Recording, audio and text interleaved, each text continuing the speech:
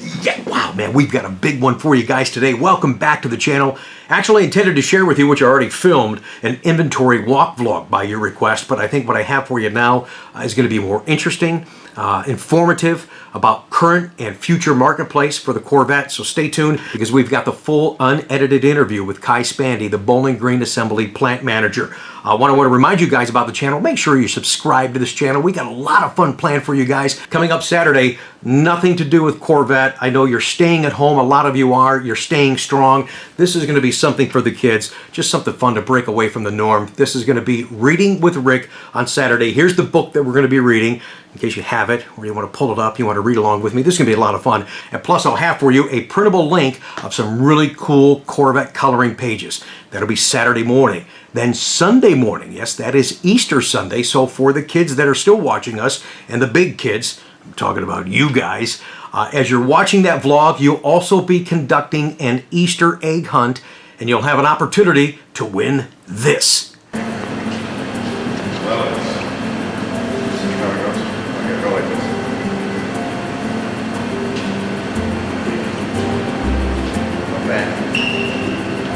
This is 6 foot by 8 foot mural C8 convertible in sea green orange. How about that? Chuck, if you put any nail polish on, you would look like Vanna White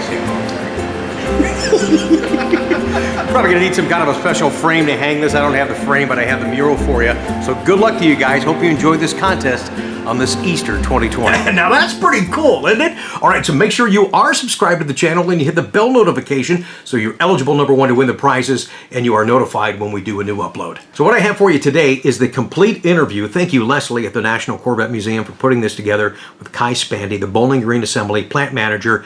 And when you listen to Kai now, again, this is unedited, you're going to see that he is the right guy for the job. He talks about him being a GM gypsy, all the different plants he's worked at, but it's been a good thing. He's learned a lot through the process. He has such great respect for the employees, great pride and passion for this car.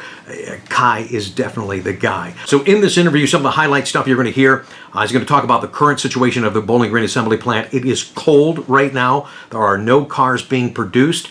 There are no plant employees right now with the COVID-19 virus. They even talk about when they do come back to work, what safety precautions they're going to take before those guys and gals get back on the line. So far, 2020 Corvettes made, 2,695. Still a few cars down there, not many, but a few cars yet to be shipped. Big question came up about the convertible production. When is that going to start? He said he is unsure at this time. He's very candid and talks about the ventilator situation with the General Motors, and I liked his answer on that and kind of just expanded upon that so you see where they're at with that.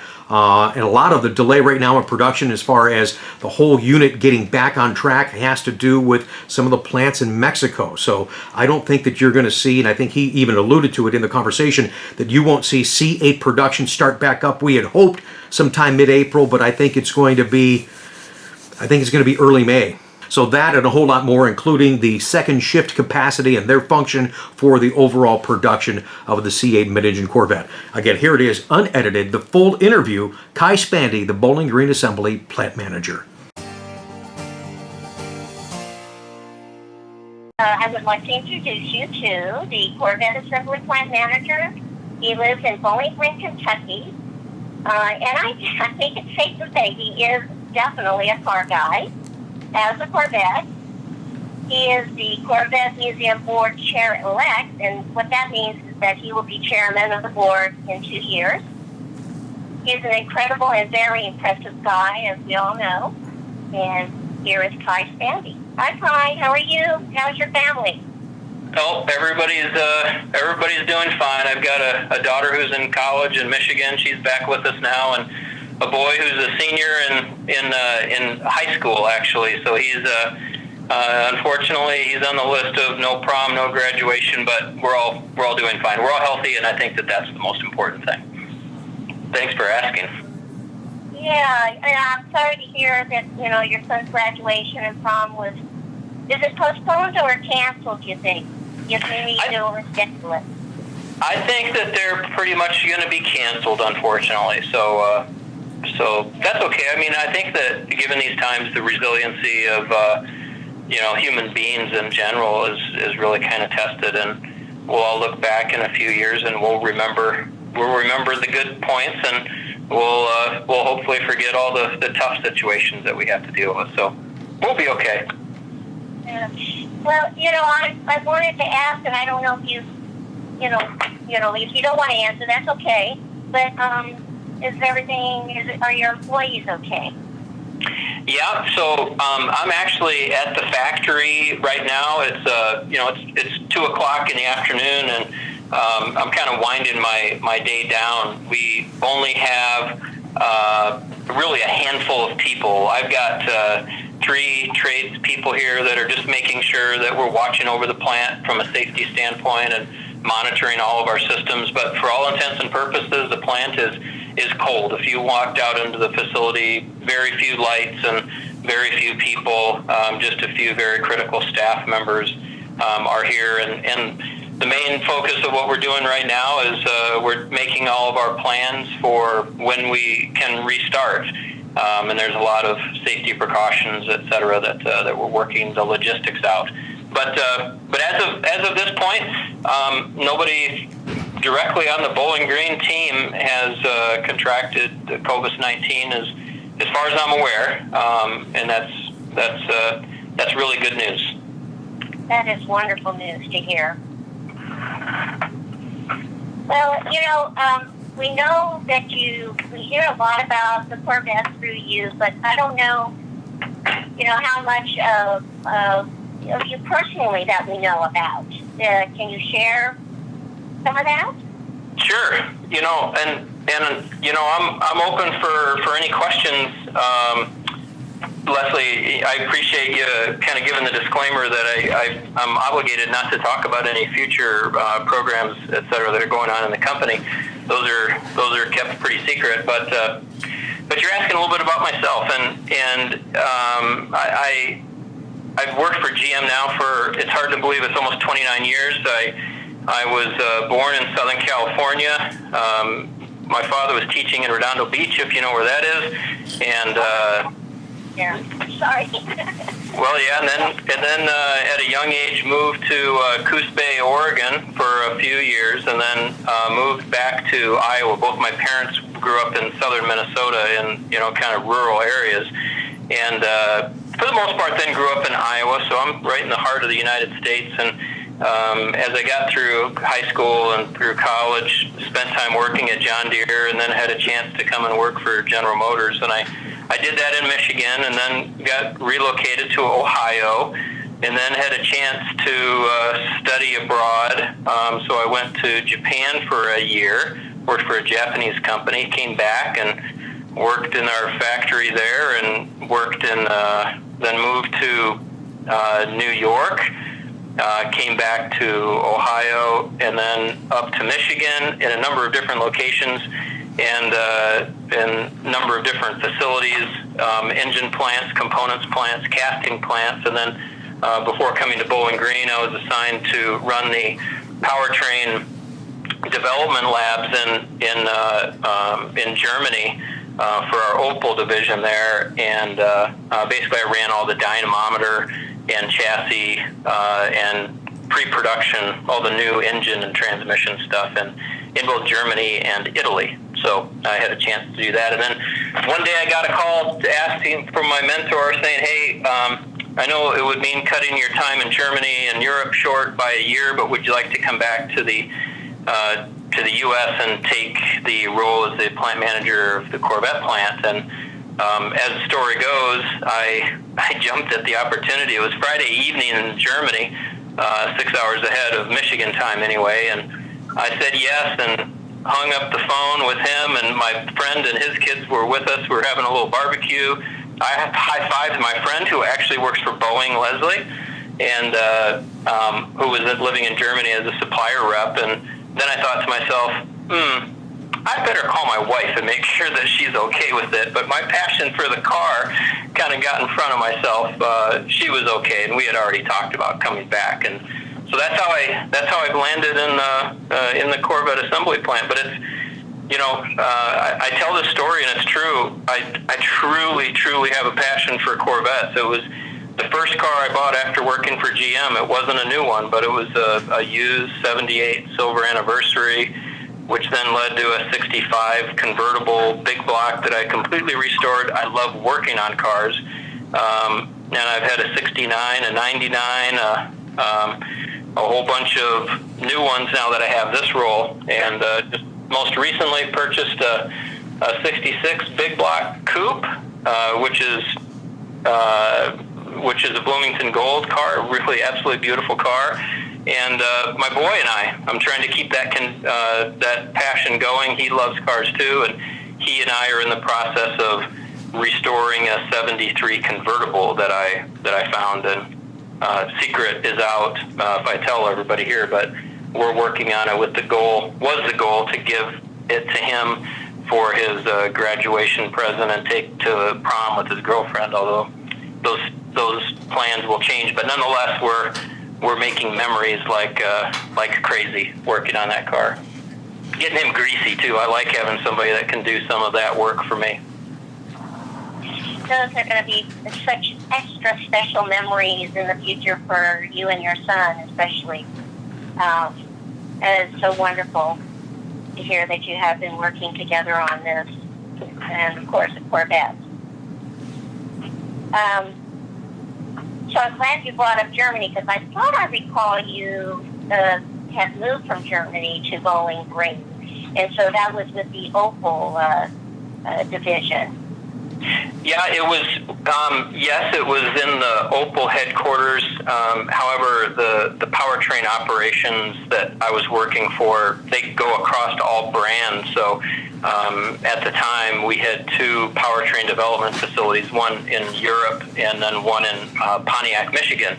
And the engines or transmissions that were developed in either locations would be used across the globe. So, but it was a great experience. I've, having lived abroad in a couple different locations, I can say with absolute sincerity that no matter where you go, you find great people. I've got friends from 25 plus years ago in Japan still, and certainly my friends in Germany and Italy are ones that I still keep in touch with. It was a great time. Yeah, you almost sound like you were in the military, because I'm a military brat, and so we moved around a bit. You've been to a lot of places. Yeah, we use a different term, GM Gypsy, maybe. But I think that the advantage of it, some people wonder, it's like, well, how can you do that, and the impact. The ability to have such a these roles that we have, they're very, very diverse. You cannot get the experience that you need working in one location for a career. And whether it's the people that the different products, the aspects of the business are very, very important. And having, I'm a kind of a rare person. I started working making castings and then components and then engines and now vehicles. So there's really not a lot in our manufacturing operations within the entire company that I couldn't walk in and be, I got a few really, really, really good questions that are up my sleeve that I can ask and be a very competent observer and a leader in that regard. In fact, when I walked into Bowling Green, because this isn't just unique to a few people, the assistant plant manager in Bowling Green is a fantastic lady. Her name is Nora Roper. She was the assistant manager for the same facility that I was in Romulus, Michigan, which was an engine plant. So we worked in the same roles together in a different place. And our material manager I worked with when I was the plant manager in Saginaw and Bay City, Michigan. He was the material manager. And so in a ways, I was the new guy on the team with individuals that I had spent quite a bit of time with. So this is some of the byproduct that we get, which is healthy. Yes, definitely. Over the years, I guess it's been a few years since we've known each other, being on the board. I don't think I've ever asked you or heard you talk about auto racing.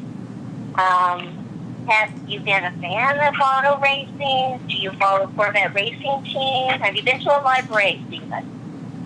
Yeah, I have. Well, let me take a step back. I would say that I love anything that burns fuel. I have a kind of a performance boat that me and my family love, and we've had one for a long time.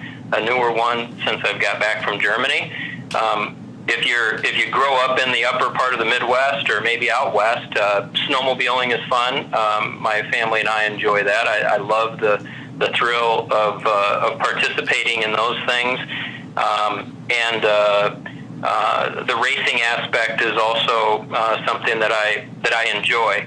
I would say that I almost prefer participating in these types of activities more than being a spectator, but I have made it my annual tradition to go to Laguna Seca and meet with Buzz, and who's one of the past members of the board at the museum also, and with Taj, and we go out there and we meet a couple of the clubs that help organize an event there, and get to interact with the Corvette race team, and of course Doug Feehan and I have a chance to talk about a number of different activities that are going on, and appreciate having the affiliation to be let on the inside a little bit of the world's most dominating GT team on the planet.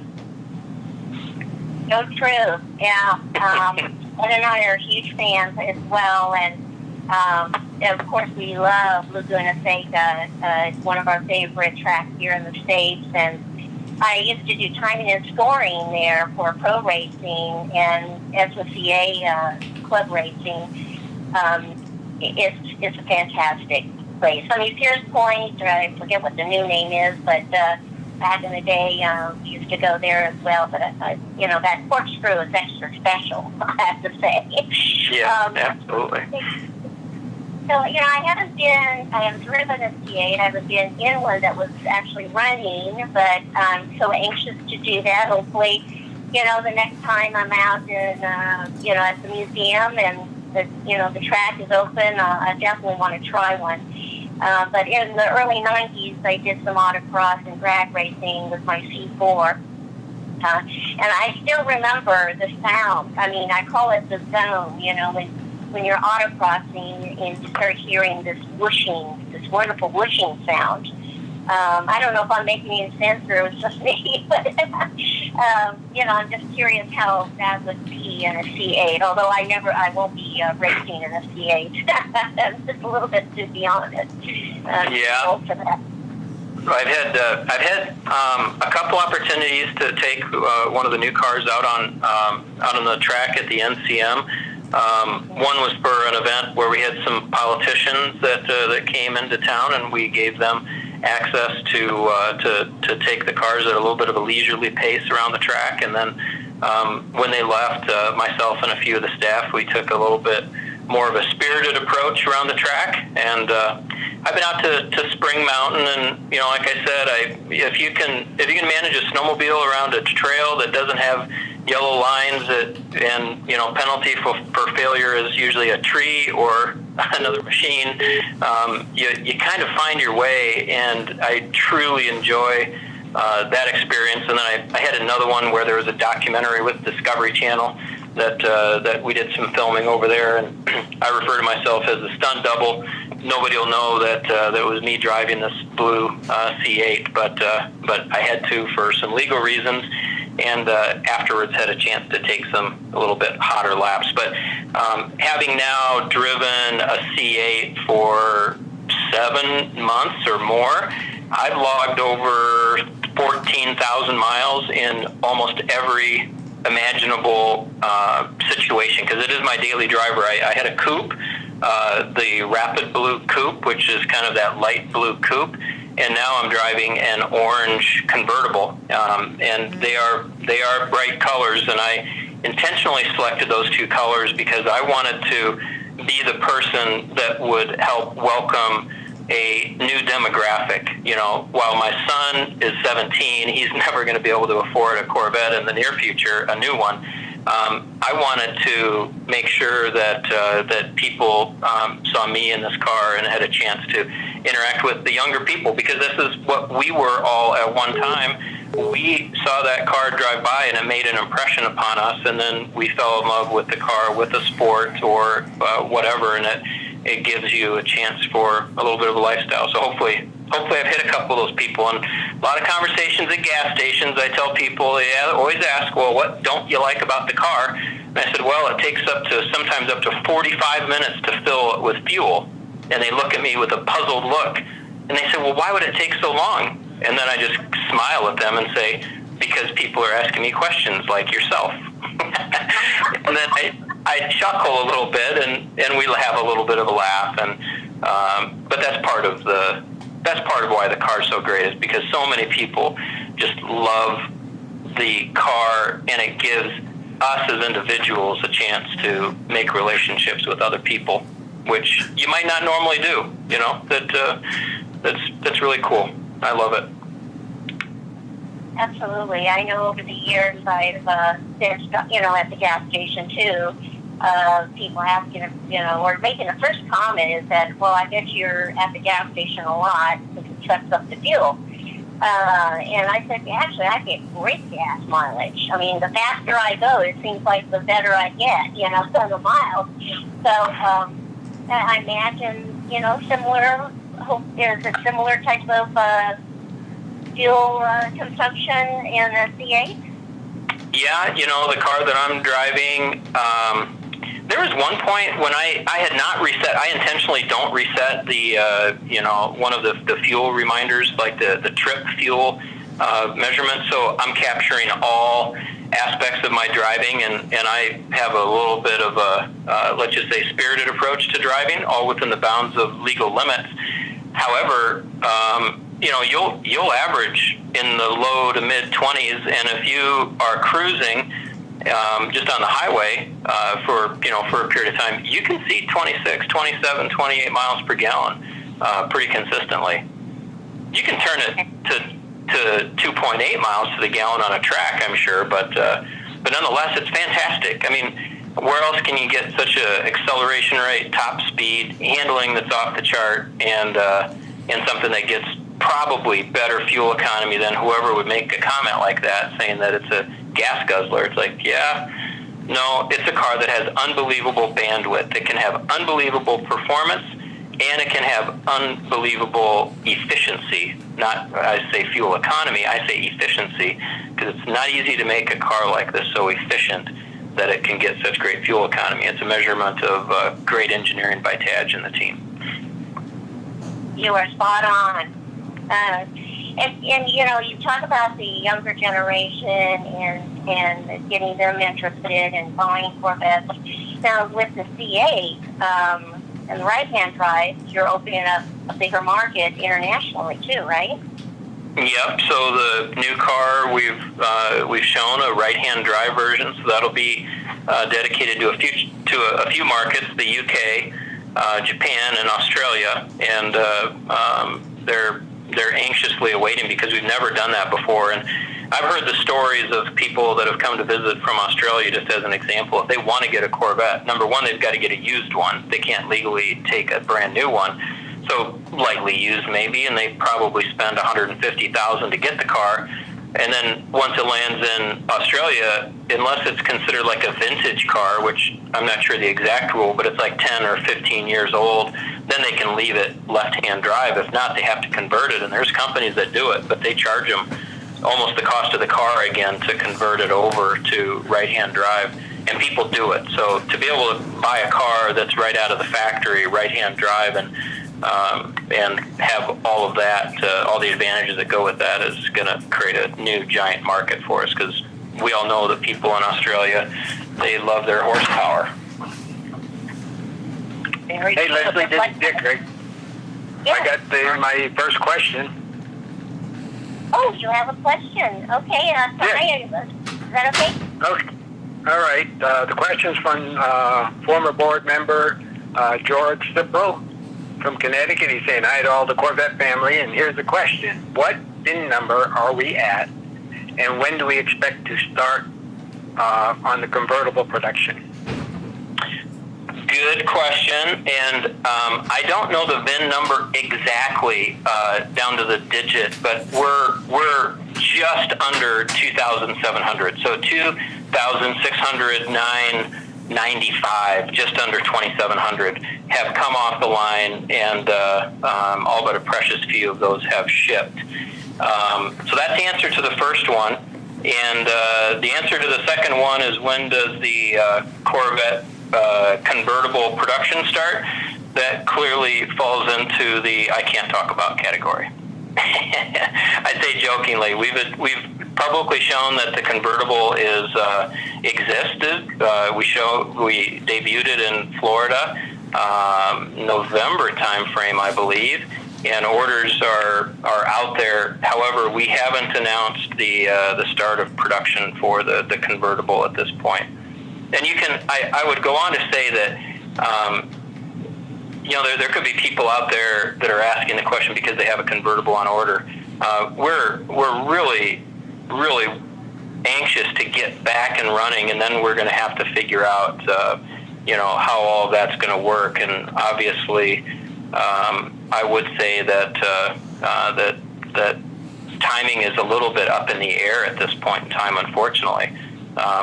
We had just this last week, the Mexican government shut down all manufacturing operations. So even if they would have wanted to run, they cannot run. And while the Corvette is the most North American and United States contented car in production by far, we still get some parts from Mexico. And so by them making that ruling, I would go so far as to say that all automotive production in North America, due to that one rule from Mexico, will be stopped right now until the 30th of the month. So that's what they have currently, and that's a situation that we're dealing with. Okay, thank you. That was the only question anyone sent me yet, so I'll sit here and wait for any more questions to come. Yeah, so that's a really good question. There's a tremendous amount of cars that have been delivered to the museum, and that's for the R8C option. If you order a car, you can have it delivered at the museum. I don't know the status right now, but I do know that they had, 50, 60 cars over there that they needed to deliver, and they had made the determination that because the delivery of those cars it can be very, very private. One person that is the new owner, and then a person to go over all of the options and how the car works and explain some things and make that experience. They have elected, completely within the bounds of being safe and legalities, etc., they'd elected to continue the program. So I don't know how many cars that they have over there as of right now, but they continued the R8C delivery, and I did hear, although I'm not directly in line with that, I did hear from Sean that there were a couple of people that said, just ship it to my house and I'll forego that delivery. Maybe an individual that couldn't travel because of their state regulations, or it required air travel for them to get there, and then the drive back, the logistics, they made arrangements just to get the car moved to their possession in a different way. But yeah, that's one thing that's cool about our business, is having the ability to interact with what is just an unbelievable museum, which is less than a mile away from our factory. Well, we are blessed to have such a great relationship between you and the museum and General Motors. So we appreciate all that. And it is such a wonderful option to have your Corvette delivered at the museum. Of course, if it was better times, we'd still be doing it, but we will go back to doing it hopefully in the near future. In the news, they've been talking about General Motors manufacturing ventilators. Anything you could share on that? Sure. I would say that, I got to maybe bury the hatchet or talk about the elephant in the room. It was a couple weeks ago that our company was kind of criticized, and I think we all know what we're talking about here. I'm just going to say that was such an unfortunate situation, and totally does not represent what our company is doing to make ventilators. And this isn't like we had a factory ready to go to make ventilators. We had to start from nothing. And it started way before anybody told us that we should. We voluntarily went and, partnered with a company out in Seattle, Ventec, who makes ventilators. They have a number of different ventilators that they produce, and we worked with them basically to be a manufacturing facility for them. So they own all the IP and designs, et cetera, and we're going to get into the business of making a lot more of them. This company, I might not get the numbers right, but the scale is what is important. They make a couple hundred ventilators a month. Our plan is to make 10,000 a month, and that is what we know how to do. And we've taken what we call their control plans, or the process at which they make the generator or the ventilators. We've replicated that in Kokomo, Indiana. We had an office building there, which is much more conducive than any other factory. A 3-story building where we have 2 modules on the top 2 floors, each module capable of roughly 5,000 a month. And the first one has done some trials already and looking to get more parts even over the weekend, and with the idea that we'll get going as soon as we possibly can. It is definitely a complicated process, and this is and it's also regulated by the FDA. Each one of these ventilators, believe it or not, I mean, to put it into frame of reference, we build a car in Bowling Green. It goes on DVT, or our dynamic vehicle test, for about 4 minutes. And this is where the car is on a chassis roller, sped up to about 80 miles an hour, checking brakes, a lot of the other things, hundreds of different tests. These ventilators, each one of them, before it can be shipped, has to endure 2 full days of testing, and that testing is basically hooking it up to I'll call it an iron lung, right, to simulate it doing its work under various conditions, and that's a giant bottleneck that we're working on. However, all going to be done at no profit. The engineering resources that we have are being donated to the project, and while it is a big number, $500 million, because the government just came out and said we'll buy some. They've committed to 30,000 of them at a little less than $500 million, which is about, I'm going to do it off the top of my head, maybe $12,000 each. These things retail for 30 to 50,000. So we're basically giving them away for the betterment of humanity, and that's kind of what we're doing with there. 16 different locations have engineers or people up helping that, including out of our Bowling Green plant. I've got my industrial engineering manager and a few others that are helping work out issues, and we have literally hundreds of volunteers that just raise their hand in our company and say, I will go to Kokomo and help, and not without some risk, because it's not like they live in Kokomo, Indiana.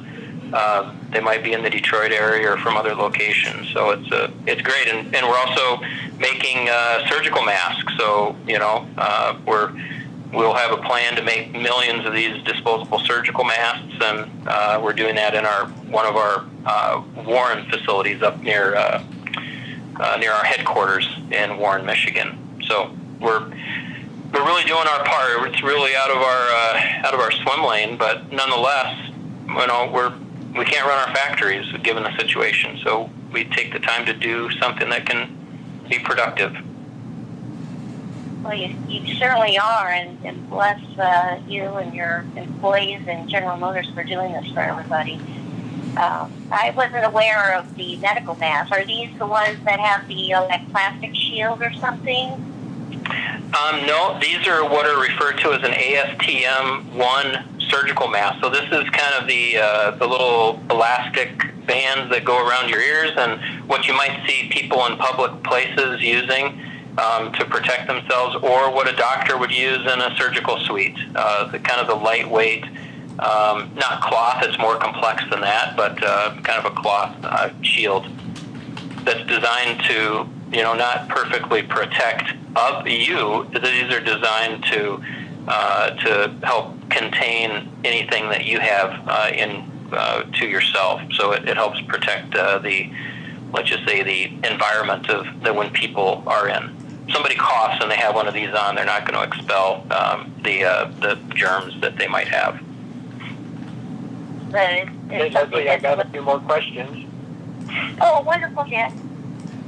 All right, Rick from Ohio is asking, sorry if I missed, but when is the 2020 production going to start back up? I don't think you mentioned that, and I don't know if you have any idea, but that's the question. I have a couple others that come in too.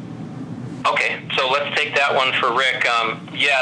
We really, at this point, we don't know when time is going to be, when the time will be right to restart, not just the Corvette plant, but all automotive. I did mention that, Mexico has this ban on anything. If you're not a fireman, a paramedic working in healthcare, or police, basically EMS, then you have to be at home. They closed all the other businesses. That means all manufacturing is stopped until, at the very least, the end of this month. So if we were very, very aggressive, we would say early next month. And let's just say that our motivations are to get back as soon as we can. And that's why I'm in the factory now with the precious few people, making sure that as soon as we are ready, that we can bring people back safely and get on with doing what we're here to do, is to make these awesome cars.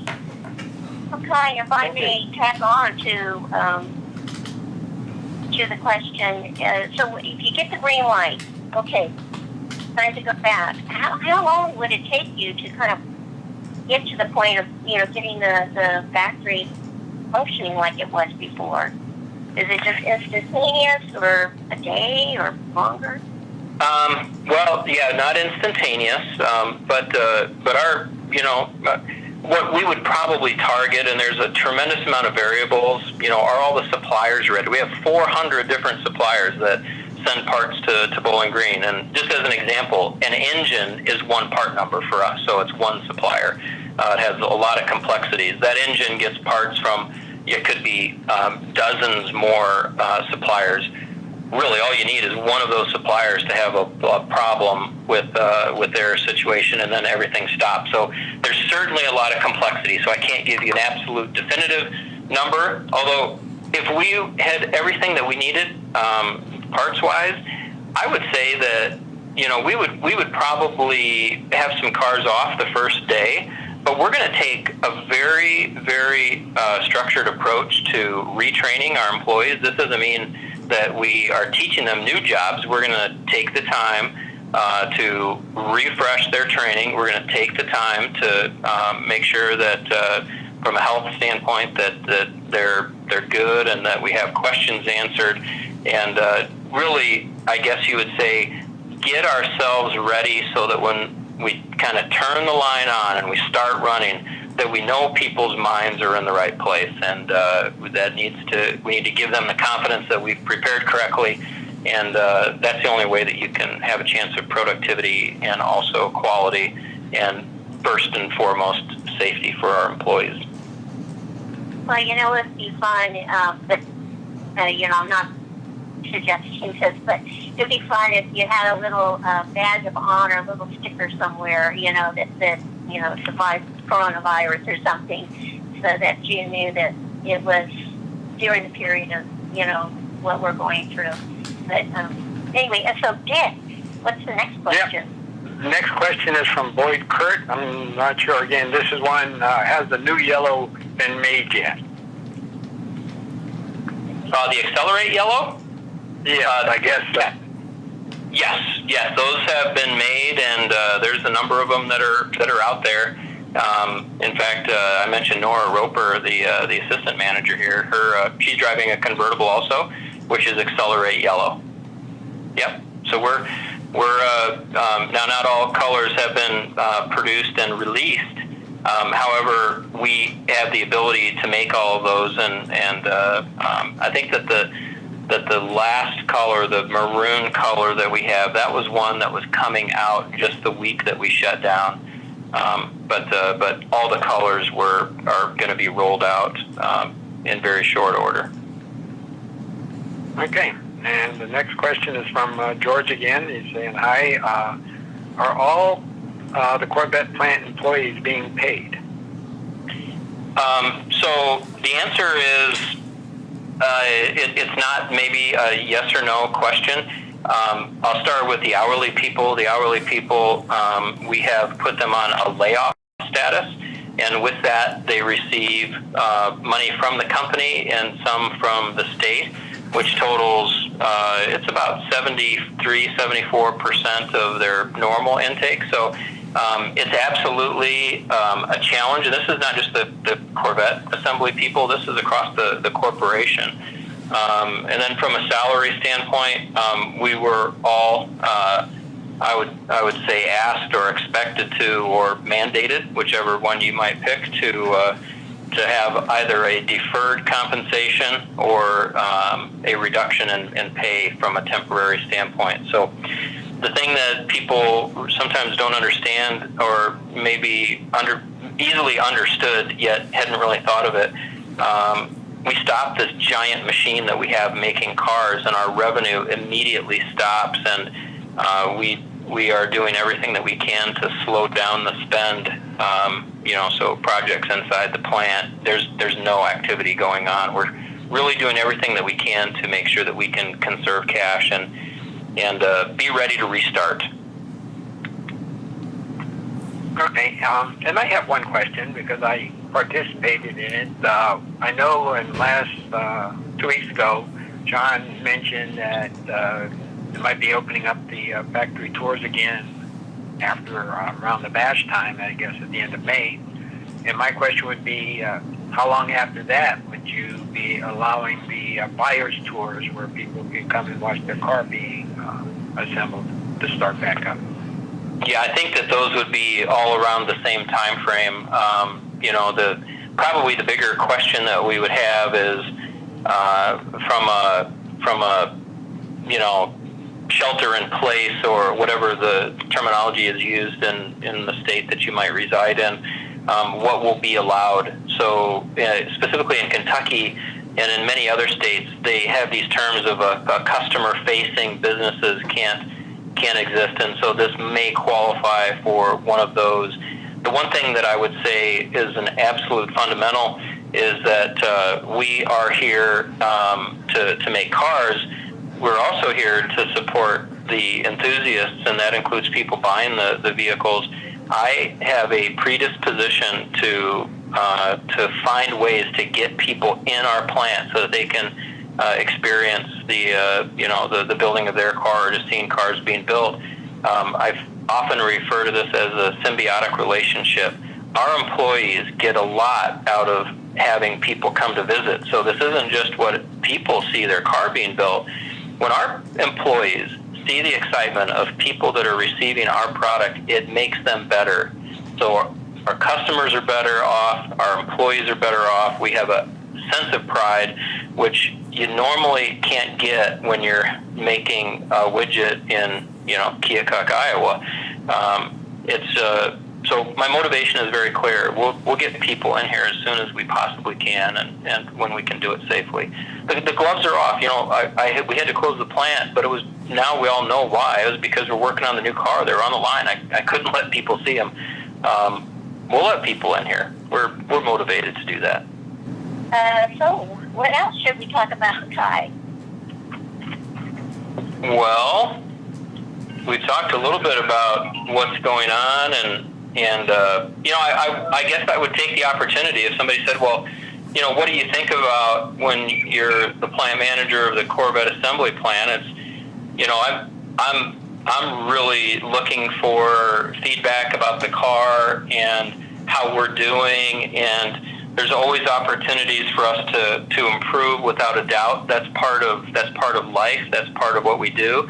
Our factory and our product has a good reputation of delivering great products, and I think that if you've taken the time to click open YouTube and watch some of the people that buy our cars to help them make a living, right, using it as a platform for revenue, not by GM, I might add.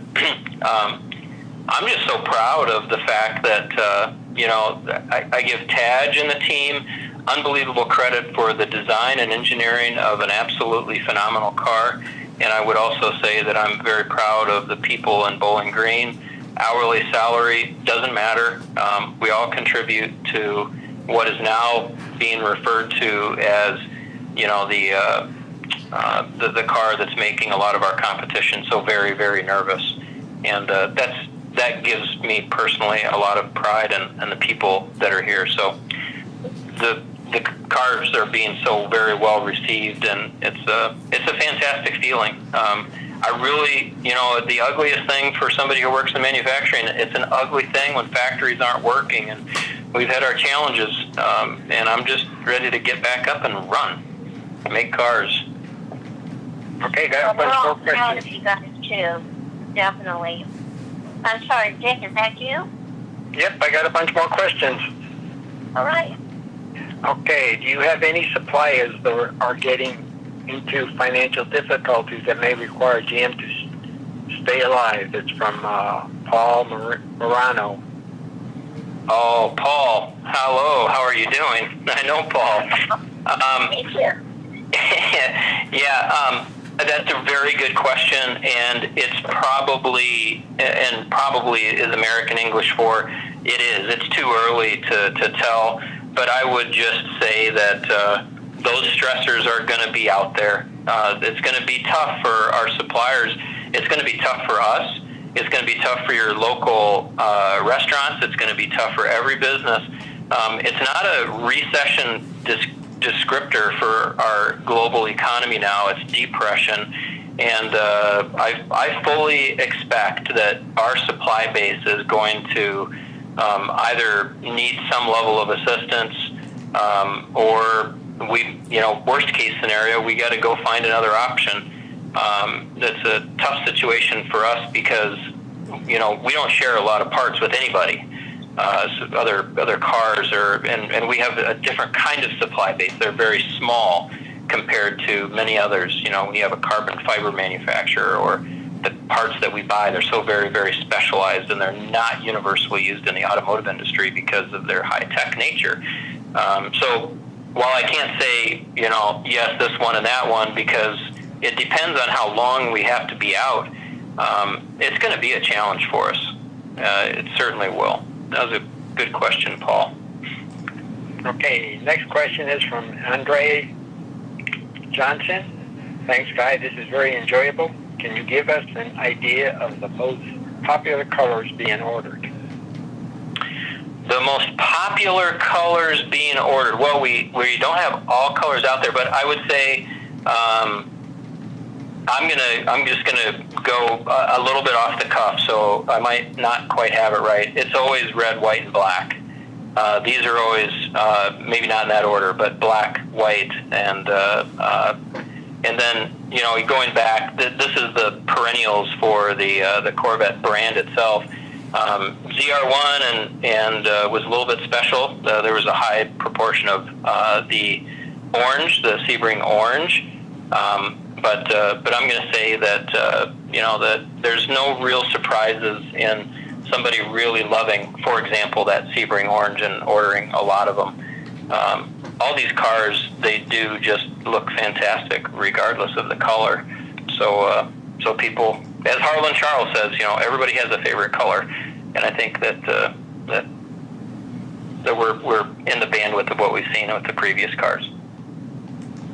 Okay, next question is from Kurt Ryder from Southington, Connecticut. Are there any differences in Corvettes being shipped overseas besides right-hand drive? Yes, there are. There are some legal requirements. We've incorporated a lot of them into the car. So as an example, in the C7, on the front of the car, and the rules have changed, there used to be a requirement for a squirter for the headlights. There's requirements that put on the C7 a different outside rear view mirror that had a turn signal on it. We didn't have that in the domestic content. The Middle East has very common requirements as the United States, just from where they came, some of their specifications. Europe, as in Germany and the like, has some peculiarities. So there are some special things that are required in those areas. However, we have not begun export at this point in time. We're working on supplying domestic markets, but yes, there are some differences. And there's some silly things that are different too. For example, if we ship a car to Mexico or Central America, the brake fill cap has to be written in a different language. Not silly if you're from that part of the world, but from our standpoint, we have to then change the cap because we buy them all the same, and then in the plant we do that. We have different, some small documentation that's different. So what we throw in the car, when I say that, it's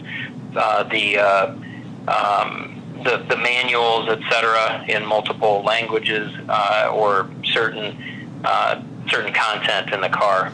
There are some areas that, for example, don't have OnStar capability, so we have to customize the documentation that goes with the car. Okay, thank you. Next question is from Sam Reinscroft, North County Corvette Club, San Diego. Kai, can you talk about the changeover from the C7 to the C8? Has the level of automation increased? So this is an interesting topic, and having now been at the Corvette plant for almost 2 years, or I'm sorry, 2 years, 5 years. It seems like it's a lot longer than that. Honestly, we've made over $1 billion of investment in the last 4 years in this factory, and many of the things that we put in place were transparent to the C7, and were done now. It is very clear with the intent of making us production capable for the C8. So I'm going to use an example as the paint shop. We built a $500 million paint shop. It started in the fall of 2017, and when we took a break from production, we came back and we were producing all cars out of that new paint shop. The automation that was put in place in that shop eclipsed what we previously had, and then that was transparent from C7 to C8. So in preparation for C8, yes, but in the transition, no more C7s and C8. That already existed. We had already put it in place. And this was by design, so that we don't have a factory where everything is new on the day that you need to start. We had a paint shop that was process capable, and we also did all the development work for the C8 on the production intent equipment. Now step forward in the process, and let's talk about the body shop. The body shop is absolutely brand new. It's 100% brand new. So the new architecture had no ability to have a transfer or a modification of our existing body shop. So this is a body shop that's only 5 years old. We tore it out. It's amazing how fast you can tear something out. It took about a week and a half, and it was gone, literally gone, and sold to for reuse. The same thing goes with our general assembly. In 2017, when we shut down for almost 2 months, we invested what it was over $120 million in our general assembly. We replaced everything. $120 million. Think of that in 2 months. So that's like $2 million a day, every day, 7 days a week. Go and try to spend that kind of money. We did that, and we put in all of the facilities required to co-produce the C7 and the C8 on the same line at the same time. That's why we didn't have people in the plant, because we were making cars with the common systems. And so, while we were doing all of that in our assembly processes, we had a lot of extra tools that were hanging for people to utilize, because our operators then, they needed to be able to make a C7, another C7, a C7, a C7, and they're like, oh, there comes a C8. So they had to have all the specialized tools. So we had done a lot of the engineering work before, during the 2017 timeframe, so that we had all the infrastructure put together to support the building of both cars at the same time, which is a mind bender, because these cars don't share anything alike. So it was a great feat. But, so the definition, it goes back to 2017 when we restarted the plant and restarted the paint shop, and then the new body shop we had, that was standalone, and that came online about a year ago at slow volumes, and now it's what we live with every day when we're running. Thank you. Our next question is from Gene Inslee from Pacific Coast Corvettes here in Orange County. Were first and second shifts fully operational prior to the shutdown? And does the second shift operate at the same capacity as the first? Yeah, so the two shifts have the exact same capacity. The two shifts have the same expectations from every aspect of manufacturing. We can't, for example, we can't say, okay, so second shift, you're either going to be the leaner crew. We're not going to give you convertibles. We're just going to have you do coupes. The way our operations run, everybody has to do everything all the time. So they must have the same capabilities across the shifts. And before we left, we did have the ability across both shifts to do exactly that. We were in our ramp-up phase, so we didn't necessarily have a plan for the utilization of both shifts. So we were in a process of bringing shifts back and forth and bringing them to first shift. So we would give the first shift team a break and bring the second shift team in to give them a chance to increase their repetitions on the car and increase skill levels. And that's basically due to the fact that we were doing really good in our ramp up, and our capabilities were outpacing some of our supply base. Okay, thank you. And the next question is from Charlie Gray from Knoxville, Tennessee. He has two questions, but I think you've already answered the second one. First one is, are all cars coming off the line sold? And the second question was, what color is most requested? But I think you just answered that one. Yeah, it's probably black in the color. The black or white possibly. So are all of them sold? Absolutely, yes. And we went online or on publicly and said that the 2020 model year is, for all intents and purposes, sold out. It will not be the case. It might be a year, it might be 2 years before you can actually go to a Corvette or a Chevrolet dealership and actually see a car and say, hey, I might like to buy that. They're all ordered cars right now. And I would say also that the Corvette is the most ordered car in North America also by far. And right now it's let's just call it 100% special order by pick a customer. Okay. This one, there's no name that came in with this one.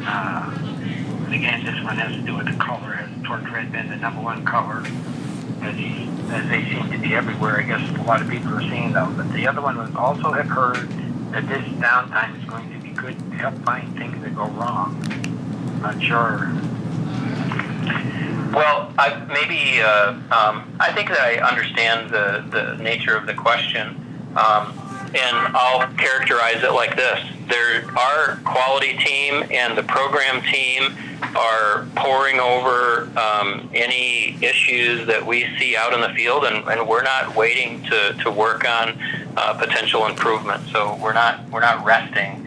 As the case may be. So if it is the case that we see, okay, we need to make a little adjustment here or there, now I guess you could come to the conclusion that we can do that and impact more cars. So yes. And the other thing I would say is that, we also have a history of, standing behind the cars. So if there's an issue out there, we're working to take care of it. I've got my material director in here, and we've needed some spare parts. People have probably seen on the internet where the guy that got his brand new car, put nitrous on it, took it to the track, put slicks on it, broke a half shaft. We sent him parts, and as we have issues because of the new nature of the car and part availability, we are sending parts out of the factory so that we don't have any disruption in the operation of our customers' cars, which isn't normal. Normally we don't ship parts out of the factory. We have our warehousing division takes care of that, but we're kind of caught a little bit early in the process, so we're helping out where we can. Okay, understand. Next question is from Steve Spears from Texas. Will our experience from the COVID-19 affect some of your manufacturing methods to achieve greater work separation after production restarts? Well, maybe I talk a little bit about what we're going to do in our plans. We, as a company, have looked into the World Health Organization and the Center for Disease Control. We've put in place plans that either meet all of the expectations or exceed the expectations for what we're going to have going on in our factory. So, as an example, when we return, all employees will be required to answer just a couple simple questions. You know, have you been in direct contact with somebody? Things that you can all understand. They'll be given one of these surgical masks, these lightweight surgical masks, and then they will have their temperature taken. And if everything goes okay, then they go into work. Now, in the workspace, we will have all of the common areas cleaned. Well, let me take one step back. We're going to be staggering all of the start times. So normally the factory would start really en masse at 6 a.m. And we're going to move our departments around. And it's not the best for efficiency, but it's the best thing to space out people. So we'll have a wave coming in at 6 o'clock, another wave coming in at 6:30, so that we can decrease the content and increase the distancing between people. And then all of the areas from a cleanliness standpoint, you know, all employees will be given cleaning supplies, and we'll have our cleaning crews in every common area 5, 6, 7 times a day, or after, as you can imagine, maybe people go on break into a break room. Social distancing policies will be put in place, and then it'll be cleaned before they come in. Once they're there, they'll use it, basically coming into a sanitary situation, and then they will be cleaned after they leave in preparation for the next use. So lots and lots and lots of detail, things that we're not that we're totally capable of doing, but it's a little bit of a learning curve for us. But I'll be happy to say that we'll do everything that we can to protect our people. I do say that, and I'm very, very proud of this team in many ways, and this factory that we have in Bowling Green is based on, metrics, recordable rates or injuries that cause people to have some level of severity that causes need for medical attention. This factory by far is the safest one in North America. And I'm not talking General Motors, I'm talking all automotive, which is a great thing. You don't get there by just wishing it to happen, you get it by having a culture of safety, a culture of inclusiveness, and culture of protecting each other. We plan to do the exact same thing as it relates to defending ourselves against this virus. Larry from Michigan, I heard the response about the convertible. In your opinion, will we see convertibles built in the model year 2020? Because I have one on order. Too early to tell. Honestly, it's too early to tell. I'm not trying to avoid the question, but when we get back up and running, and will be one of the main determining factors in our production of the convertible. Okay. This one's a little encrypted here for me. It's Ken in Texas. What is it like driving the HTC? I'm waiting patiently for mine. The HTC, I'm going to make the conclusion that that's the 8-speed dual clutch DCT. Maybe that's what it meant, DCT. Yeah. Dual clutch transmission. Okay, so that's an interesting conversation. All my company cars that I've ordered, everything from a Grand Sport, Z06, ZR1, they've all been manual cars. I mentioned I've just bought a 66. It's a manual car. I love manual transmissions. Emphatically, this dual clutch transmission is fantastic. I love it. I don't miss a manual transmission. I'll tell you a story. About a year ago now, after the car was released to the public, it was all still in camo. I took my company car, which was at that point a Grand Sport with Z07 package on it, and took it out with 3 other guys that were part of the development team, and we took a C8 and my car out. So we kind of compared the two, similar power, etc. My Grand Sport was a manual, and there's just, you know, if you're looking for performance or just refinement, it just works absolutely phenomenal. And the thing that's so cool about it is that when you start, you know, you kind of turn it up or turn it down as it relates to what mode you're in, touring mode, sport mode, track mode, performance modes, you know, the transmission calibration is absolutely fantastic. And I have a friend who's got a Ferrari 458, and let's just say he's unbelievably jealous of the performance of this transmission. It's fantastic. Okay, next question is from Steve Tillman. In light of your interest in racing, what's your take on fine-tuning the C8R while competitive racing is canceled? That's probably more a question for the race team. You know, there's commonalities between our car and the race car, but make no mistake, that race car, you know, it doesn't share an engine, it doesn't share a transmission. It's kind of it's a creation that started, you know, a lot of the bones of the production car. You might say that the bones of the street car came from the race team, and you know, while the street car is what it is, it was made in mind with the race team in you know, also in mind. And contrary to other cars that have that similar pedigree, this car is so unbelievably good on the road. From a racetrack standpoint, you know, we've all probably watched and maybe hoping for some improvement, but my personal opinion is that you know, IMSA, they were really, really sketchy about letting this car come out and unleashing it and destroying all the competition. So they've burdened it with mass, they've burdened it with power restrictions, they've burdened it with you know, fuel capacity, etc., this balance of performance. And I honestly, it's like this Corvette team just has the race team, Pratt and Miller. It is just a matter of time. They will get there, and they will push everybody out of the way and get right back on the podium where they deserve to be. Okay, thank you. Next one is from Dave Ellingson in Washington. Basically, he really wants to thank you. He says, please thank Kai for all his efforts to get the new Corvette to their owners. With the UAW strike and the COVID-19 pandemic bringing the plant to its knees, this must have been and still is an extremely difficult task. Many thanks from the Corvette community.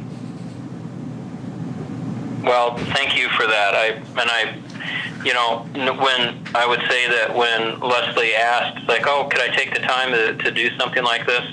I'm going to say that I appreciate being invited, and you know, I truly love the car. I love talking about it. You can tell I love talking about it. For me, when I have a chance to talk to a group such as this, it's almost like you know, recess, because the job is very, very engaging and very, very demanding. When I have a chance to talk to people, and when people express their appreciation like was just done, it really makes me feel like that the fight is worth it, because it is kind of a fight every day. It's what it is. We're geared for it, so I'm not complaining at all. However, it is nice to be told thank you, so I appreciate that. Okay, I'm not sure. This next question is again from Kurt Ryder. 2020 Corvette production totals. Do you have any idea of what those might be? No, and honestly, if I did, I would be restricted from commenting on future capacities or production. Yeah, as many questions can build. Maybe that's the best way to describe it. Yeah. The next question is from Jim in California. He's got a 3000 status. In what year will they get? I mean, I'm sure that's not one that you can answer either. Yeah, if I could, I would. I just, given the situation, I just can't. Okay. Do you have any thoughts on the anticipated total production for the 2021 model year? No, I can't talk about the future stuff. Sorry. I thought so. Well, that's all the questions I have. Well, good. We had a chance to get through those last few questions and maybe one or two more, and not too long. I appreciate it.